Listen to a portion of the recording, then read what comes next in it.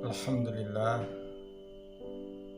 alhamdulillahilladzi khalaqal mauta wal hayata liyabluwakum ayyukum ahsanu amala. Asyhadu an la ilaha illallah wahdahu la syarikalah wa asyhadu anna Muhammadan abduhu wa rasuluhu la nabiyya ba'dah. Amma ba'du. Allah berfirman dalam surat Al-Baqarah ayat 193, A'udzu billahi minasyaitonir rajim. Ya ayyuhalladzina amanu ista'inu bis-sabri was-shalah innallaha ma'as-sabirin. Ya ayyuhalladzina amanu, hai orang-orang yang beriman, ista'inu bis-sabri was-shalah. Meminta tolonglah engkau kepada Allah dengan kesabaran dan dengan salat. Artinya bahwa orang yang beriman diperintahkan ista'inu, minta tolonglah. Ini perintah dari Allah. Dalam kaidah usul al-aslu fil amri lil wujub. Artinya namanya perintah itu menunjukkan satu kewajiban. Jadi bagi siapapun orang yang merasa dirinya beriman kepada Allah, maka dia diwajibkan meminta tolong kepada Allah dengan sabar, aswas sholah, dan dengan sholat. Nah, sholat dan sabar ataupun sabar dan sholat itu adalah dua senjata yang diberikan oleh Allah kepada orang-orang yang beriman ketika mereka menghadapi musibah. Jadi senjatanya orang beriman ketika menghadapi musibah, bencana, wabah penyakit, dan sebagainya adalah sabar dan sholat. Itu senjata. Apa itu sabar? Sabar itu secara bahasa itu kan dari kata sobaro yusbiru sobron. Artinya itu sebenarnya sama dengan imsak, yaitu menahan. Menahan diri dan menjaga diri. Menahan secara lahiriah ataupun batiniah.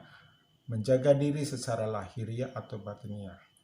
Intinya menahan diri dari hal-hal yang tidak disukai. Oleh karenanya terkait dengan musibah adalah sesuatu yang tidak kita sukai, maka kita harus menahan diri dan menjaga diri.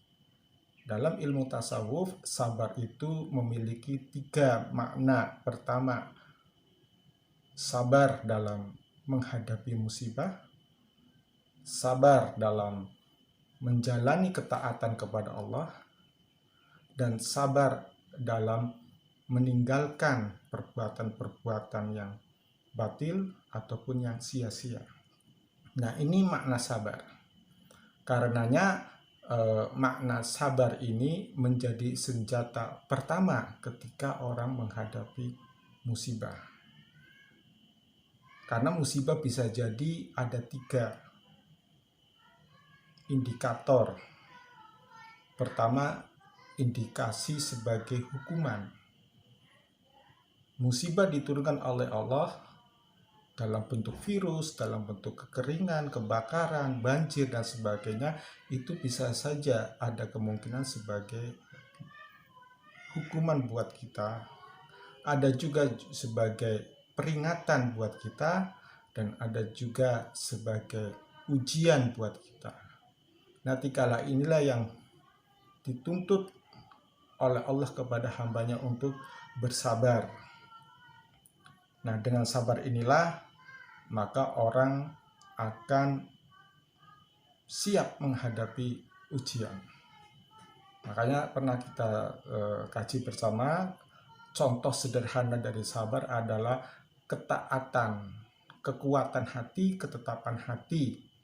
Ketika kita dihina, dicaci maki, difitnah oleh orang, kita menahan diri dari emosi, menahan diri dari amarah, maka kita sejatinya dikatakan sebagai orang yang bersabar. Jadi bersabar secara bahasa adalah menjaga diri dan menahan diri dari sesuatu yang tidak kita sukai. Sementara secara maknawi adalah kekuatan hati, ketetapan hati untuk tetap menjalankan perintah Allah, menjalankan ibadah kepada Allah dalam suasana duka maupun dalam suasana musibah. Jadi dengan isolasi diri di dalam rumah, kita tetap beribadah kepada Allah, kita tetap bekerja, kita tetap belajar, kita tetap mengaji, maka apa yang kita lakukan di dalam rumah adalah bentuk kesabaran kita di tengah wabah corona. Sementara yang kedua adalah as-sholah. As-sholah itu artinya secara bahasa doa, sementara secara istilah adalah satu ibadah yang dimulai dengan takbiratul ihram dan diakhiri dengan salam.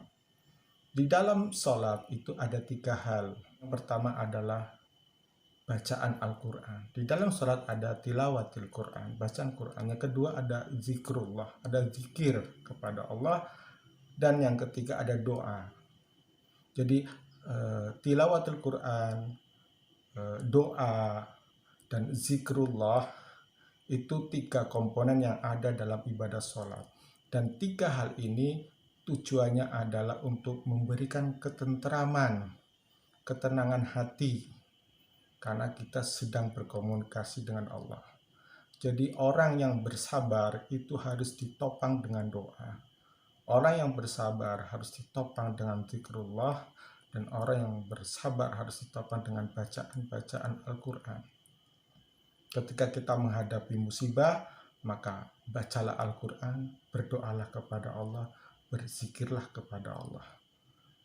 Di samping kita bersabar dalam makna yang sesungguhnya itu konsistensi hati, ketaatan hati untuk tetap beraktivitas sebagaimana mestinya meskipun dalam suasana dan tempat yang berbeda. Nah, ini adalah dua senjata yang ibaratnya itu seperti 2 sisi mata uang. Keduanya tidak bisa dipisahkan, satu senjata utama yang harus selalu diasah biar semakin tajam. Nah, dengan sabar dan sholat, maka di akhir ayat tersebut, innallaha ma'as-sabirin. Sesungguhnya Allah bersama orang-orang yang bersabar. Ma'as-sabirin, jadi di sini ada kebersamaan. Orang yang bersabar pasti disertai oleh Allah, orang yang bersabar pasti ditemani oleh Allah. Jadi apalah artinya musibah, apalah artinya rasa lapar, apalah artinya rasa takut ketika kita sudah disertai oleh Allah, maka tidak ada yang perlu kita risaukan, tidak ada yang perlu kita takutkan. Kalau kita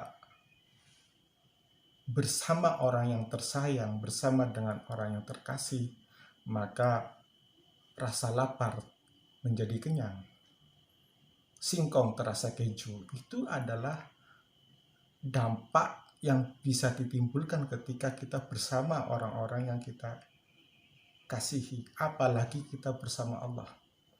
Allah menyertai kita, Allah yang maha segalanya menyertai kita, maka tidak ada satupun yang membuat kita takut dari makhluk Allah. Karena apa? Karena pencipta dari segala makhluk bersama kita, bersama orang-orang yang sabar. Oleh karenanya, walaupun kita beribadah dari rumah, kita berkomunikasi dari rumah, kita bekerja dari rumah, maka percayalah Allah itu selalu menyertai kita. Jadi tidak ada perlu yang dilakukan secara was-was, tidak perlu ada kegelisahan, kegalauan karena adanya musibah corona ini. Tapi yang paling penting bagaimana walaupun kita dari rumah, nilai ibadah kita tetap meningkat, nilai ibadah kita tetap terpelihara, dan suasana kebatinan kita tetap terjaga sebagaimana dijaganya orang-orang sabar oleh Allah Subhanahu wa Ta'ala. Demikian yang bisa saya sampaikan.